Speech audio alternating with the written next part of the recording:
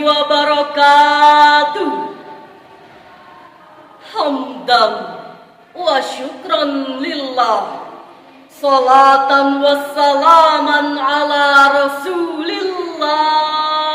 Allahumma salli ala Muhammad, Ya Rabbi salli alaihi wa sallim. Allahumma salli ala Muhammad, Ya Rabbi salli alaihi wa sallim.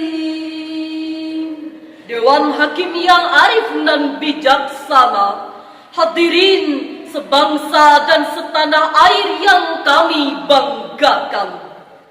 Dewasa ini masyarakat Indonesia sedang mengalami keresahan yang amat sangat. Bangsa yang sudah semakin tua usianya ini masih harus berkelut dengan berbagai problema yang belum terselesaikan. Hutang luar negeri yang tak kunjung lunas, pelaku korupsi yang tak kenal puas, sistem hukum yang menindas, biaya pendidikan yang memeras, kerusakan lingkungan hidup yang membuat, hingga bencana alam yang semakin ganas. Bahkan yang lebih parah dari semua ini, hadirin, pembangunan terhambat, pendidikan tersendat, ekonomi tersumbat, rakyat semakin mengarah, hukum semakin sekarat, karena tidak mampu menjerat yang penjahat, yang dikutuk dan dilaknat. Na'udzubillah, tsumma na'udzubillahi min dzalik.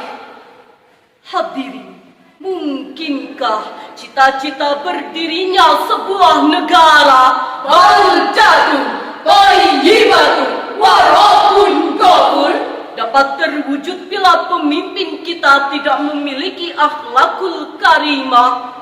Jawabannya impossible, tidak mungkin alias mustahil.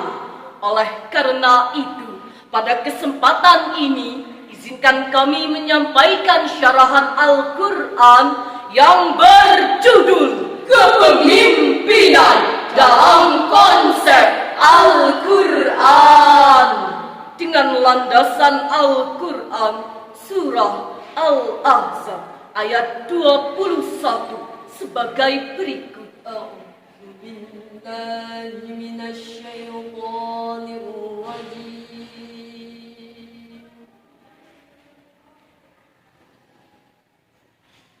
Bismillahirrahmanirrahim.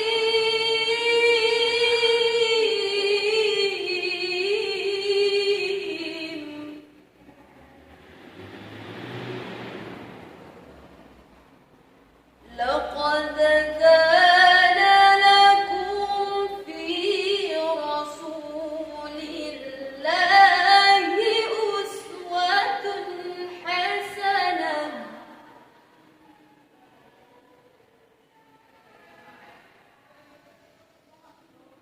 لمن كان يرجو الله واليوم الآخر وذكر الله كثيرا.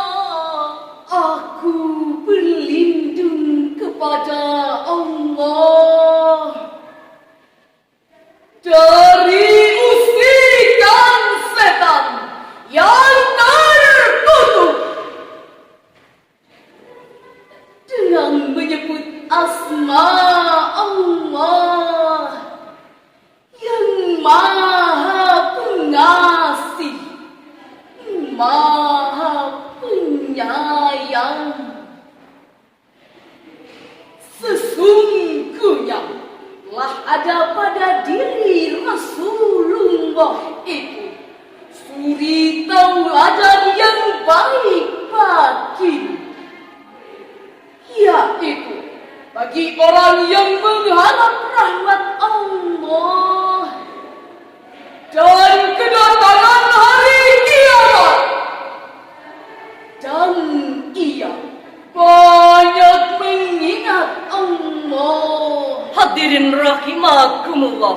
Imam Ibnu Katsir di dalam kitab tafsirnya jilid 6 halaman 461 menyebutkan bahwa ayat tersebut menjelaskan kepada kita tentang mencontohkan perilaku Rasulullah Shallallahu Alaihi Wasallam sebagai suri tauladan yang baik dalam berbagai perkataan, perbuatan, dan perilakunya.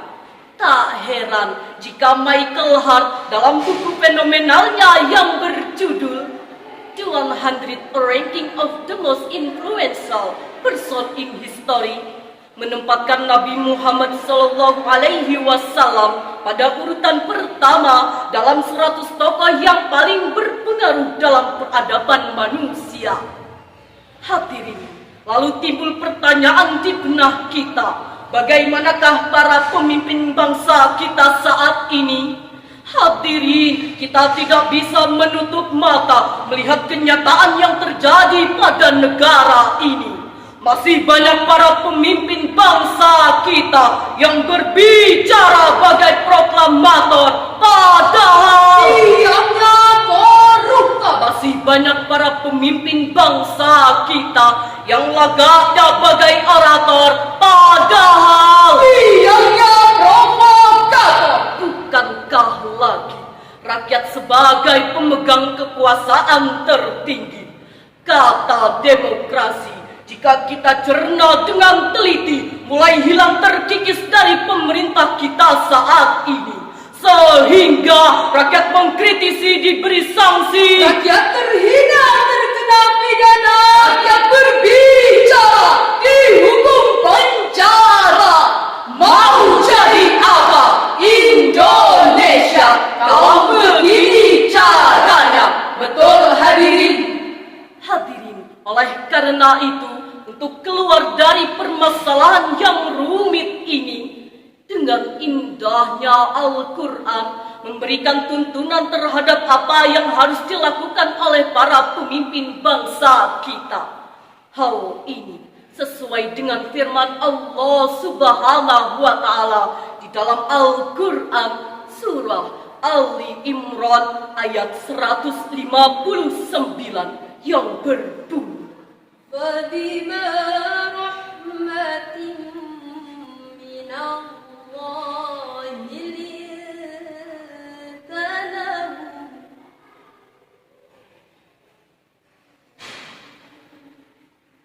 ولو كنت فظا غليظ القلب لانفضوا من حولك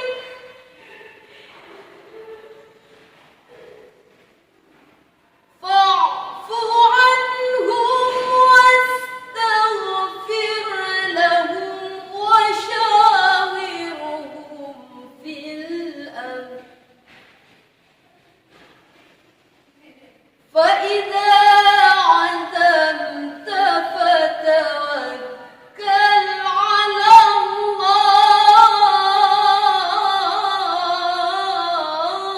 الله إن الله يحب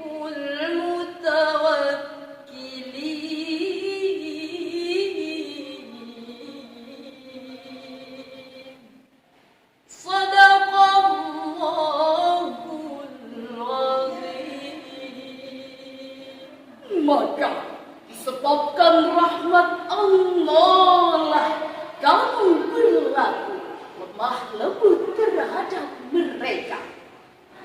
Sekiranya kamu bersikap keras dan berhati kasar, Tentulah mereka akan menjauhkan diri dari sekelilingmu. Karena itu, maafkanlah mereka, mohonkanlah ampun bagi mereka, dan bermusyawarahlah dengan mereka dalam urusan itu. Kemudian, apabila kamu telah mempulakan tekad, maka bertawakallah kepada Allah.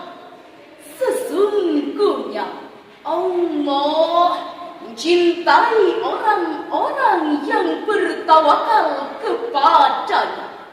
Maha benar Allah dengan segala firman-Nya, dan Dialah yang Maha Agung. Hadirin rahimakumullah, dalam kitab Al-Misbah, Profesor Dr. Muhammad Quraisy Shihab menyebutkan bahwa ayat tersebut memberikan tuntunan sebagai pesan moral yang telah dicontohkan oleh Rasulullah Sallallahu Alaihi Wasallam yang dapat diteladani oleh para pemimpin bangsa kita.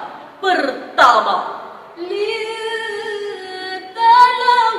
bersikap lemah lembut baik terhadap kawan maupun lawan. kedua, Wa'fu anhum wastaghfir lahum. Bersikap lapang dada, mudah memaafkan dan memberi ampun atas setiap kesalahan. dan ketiga, Wasyawirhum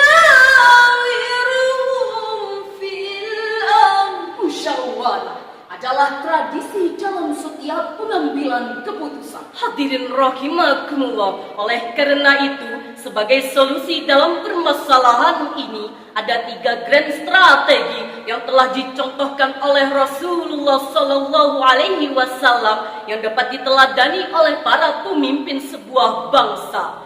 Maka yakin dan percaya bangsa kita akan menjadi bangsa Yang maju, bangkit, yang terbebas dari keterpurukan. Betul hadirin.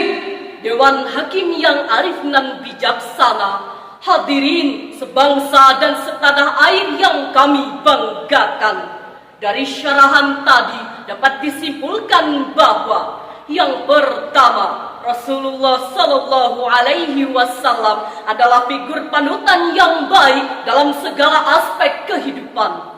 Kedua, bahwa sosok pemimpin sangat berpengaruh dalam kehidupan berbangsa dan bernegara. Dan yang ketiga, pemimpin yang baik adalah pemimpin yang mementingkan kepentingan rakyatnya dan mengutamakan akhlakul karimah dalam menjadi seorang pemimpin. Wahai para pemimpin bangsa, Lihatlah rakyat ini. lihatlah bangsa ini, Bangsa besar yang dibangun dengan susah payah. genangan air mata, Kucuran darah, bahkan bergelimpangan mayat-mayat syuhada harus porak-poranda hanya untuk kepentingan golongan. Wahai para pemimpinku, ketahuilah, kami rakyatku merdeka. Maka merdekakanlah kami. Sekian syarahan yang dapat kami sampaikan. Salah hilaf mohon dimaafkan. Wabillahi taufik wal hidayah. Assalamualaikum warahmatullahi wabarakatuh.